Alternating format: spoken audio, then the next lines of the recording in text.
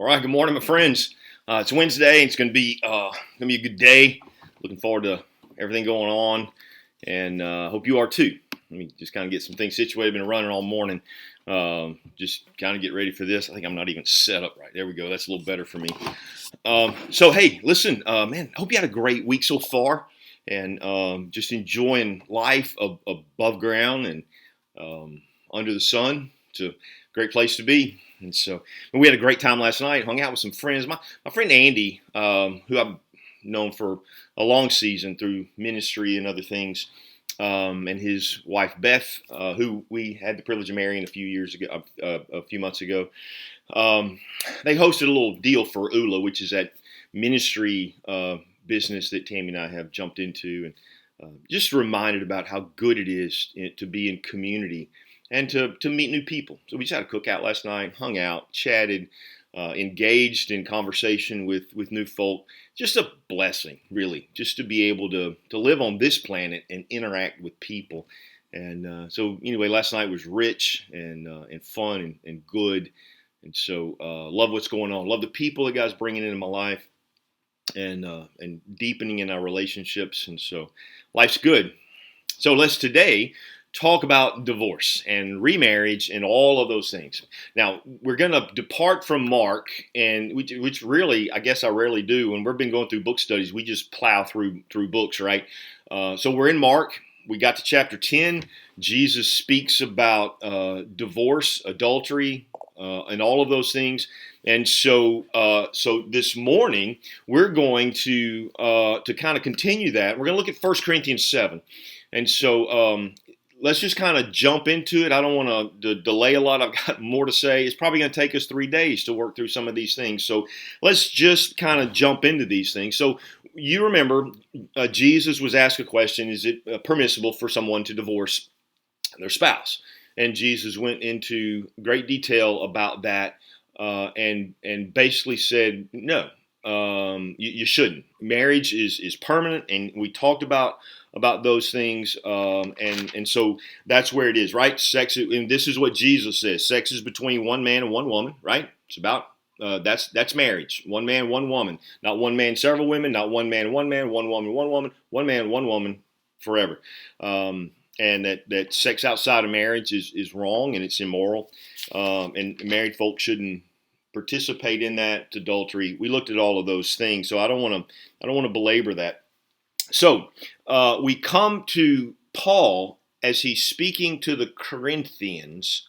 This is picture your basically American culture today, but Roman culture was full of paganism and immorality, licentiousness, which is a weird old-fashioned term.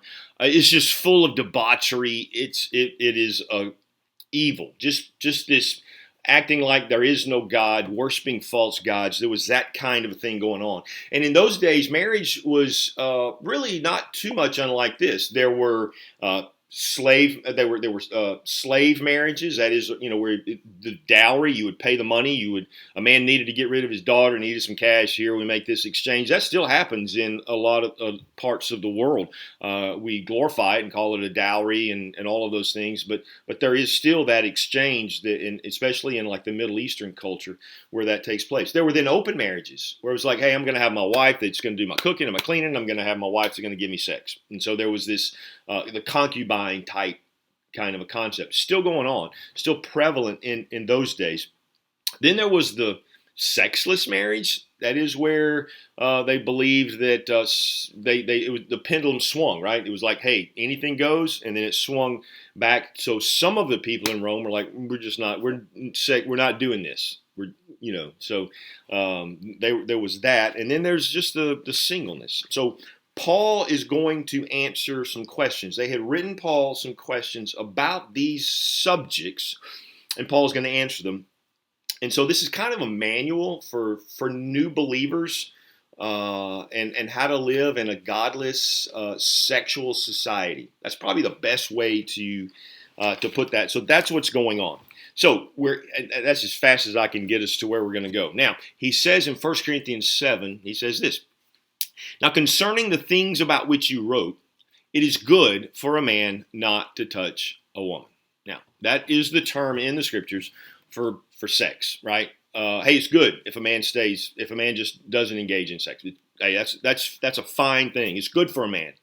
But Paul has a bias in that deal. He's in favor of singleness because of so many things, which we'll look at as we work through this text. But because of sexual immoralities, because this sex outside of the confines of one man and one woman, it's created all this immorality. And because of that, because people are just sleeping around, living together, all of these things, each man is to have his own wife and each woman is to have her own husband. So what's he saying? Sex, same thing Jesus says, right?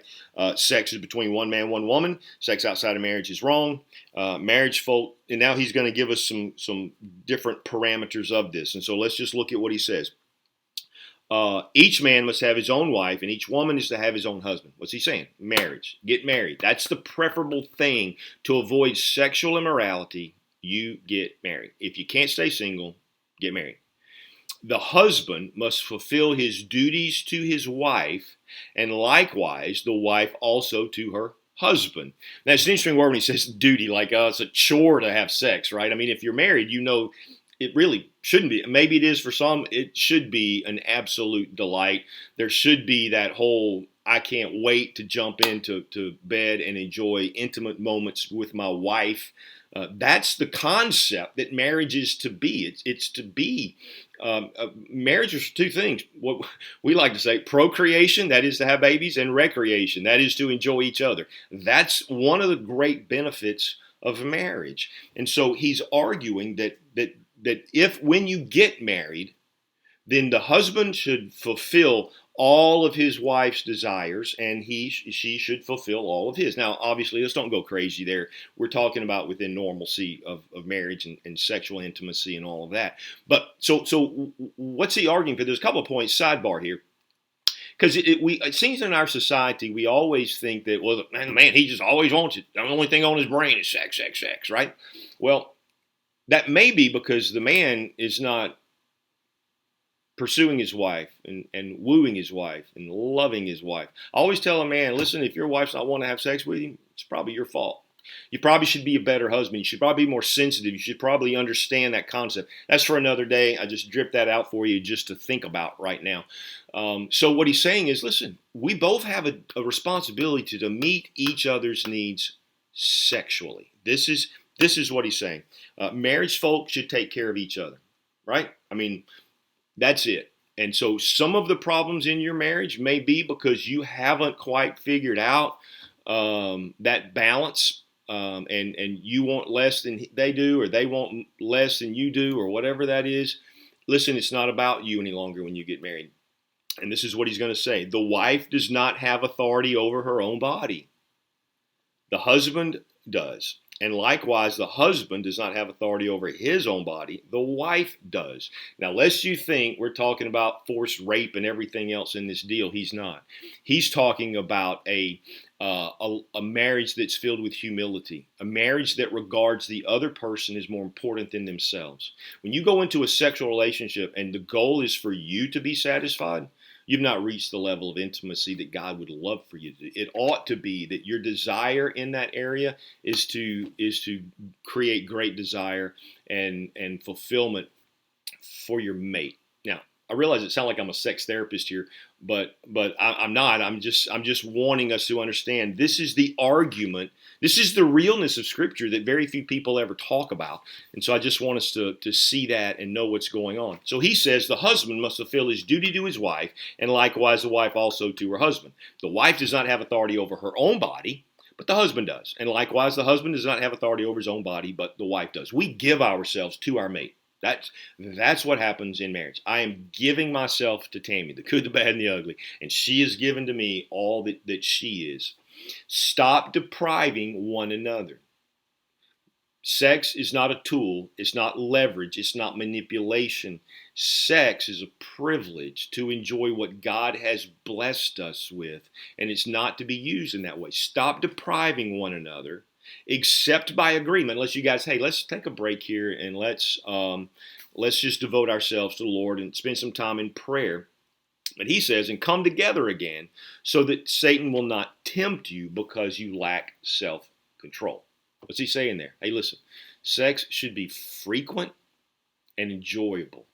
And it's not about you. It will be, because you find great delight when you meet the needs of your mate. It just has a trickling effect. Your own needs are going to be met too, right? This is what's going on. And he says, listen, don't go spiritual on this and go, well, I'm just giving myself to the Lord.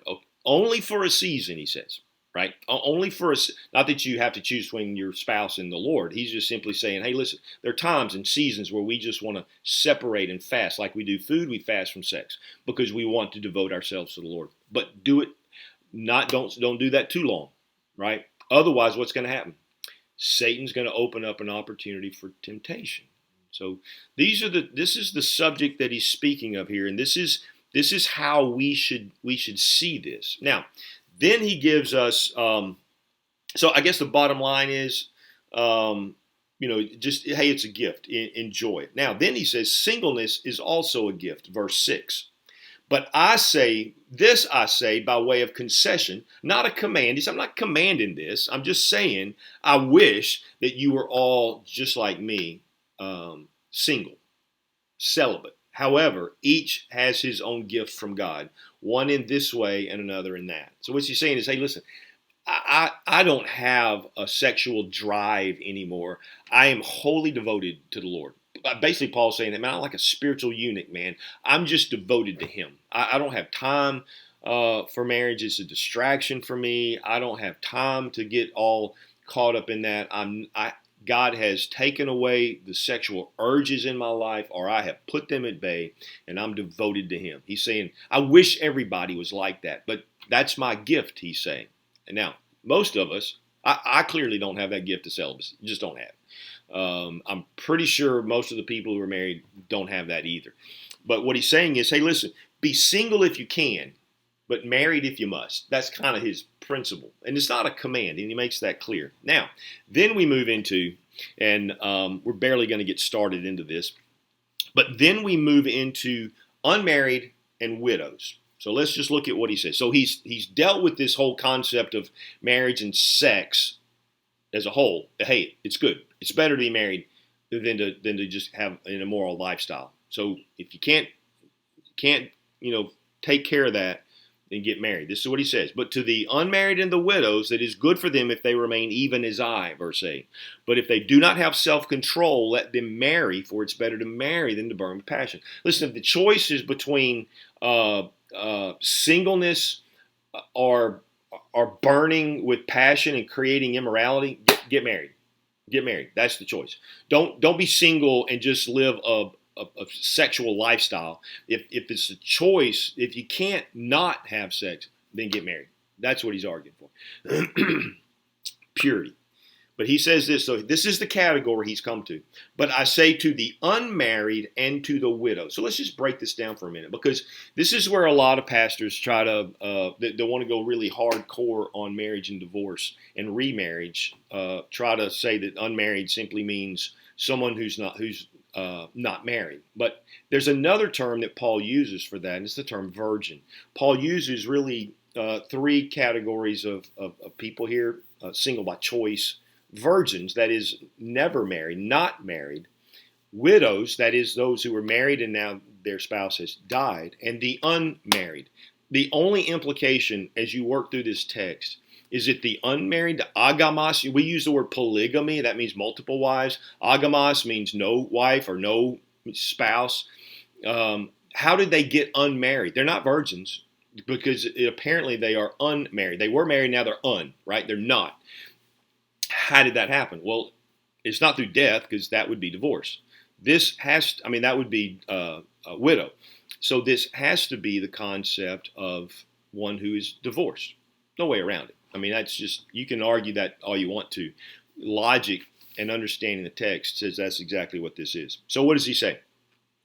But to the unmarried and widows, I say it's good for them to remain as they are. Hey, listen, if you're divorced or you're widowed, just stay single. All right. Again, Paul has this bias. He's leaning toward that. He's going to mention this 2 or 3 times in the course of this section.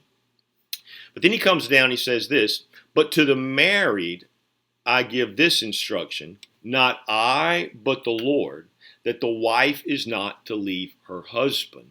But if she does leave, she must remain unmarried or else be reconciled to her husband. And the husband is not to divorce his wife. All right, so now we're coming down to some parameters and some principles about this subject of marriage and divorce. And so this is where we're going to get. And I'm really kind of bumping up against some time frames. So let's just kind of get some introduction to this, and then we'll look at it. What's he saying? Don't divorce. It's the same thing. It's the same thing Jesus says. Look at what he says in verse 10 and 11. But to the married, I give these instructions. Not I, but the Lord. What's he mean there? Well, this isn't my opinion. This isn't what the Holy Spirit has given to me. This is exactly what the Lord instructed us. So what's he saying? I'm going to go back to Matthew 5, 19, and Mark 10. That's where Jesus talked about it. And he's going to say and reiterate the same thing Jesus says. Don't get divorced.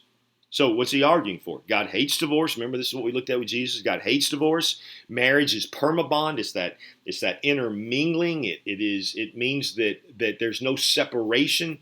Marriage is one man, one woman. It's a one flesh. 1 + 1 = 1.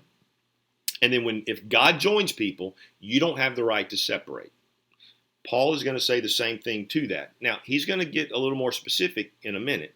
So those of you who are thinking, well, what about my situation? We're going to get there. Maybe not today, but we're going to get there tomorrow as we break this down. He says, but to the married I give this instruction, not I. This is coming directly from the Lord, he says, that the wife is not to leave her husband.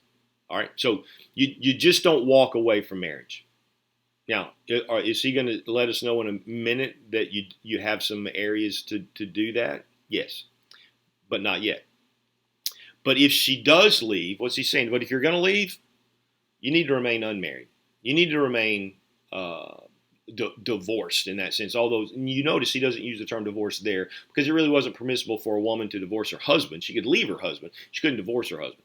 And then he says, but if she does leave, listen, if you do leave because of whatever reason, just pursue singleness. So if you're going to leave your mate right now, he's saying you just need to be single. Then he says, or else or go back to your husband. Well, one of the two. You got problems. You need to leave. You need to separate. That's cool.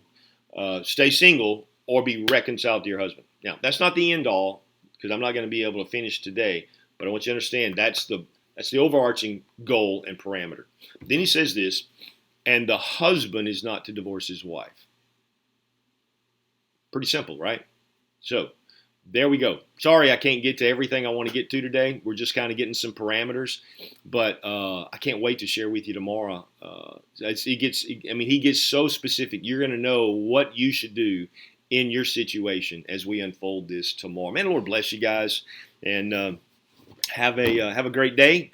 I'm going to see you tomorrow, Lord willing, and we're going to continue this study. Have a good one.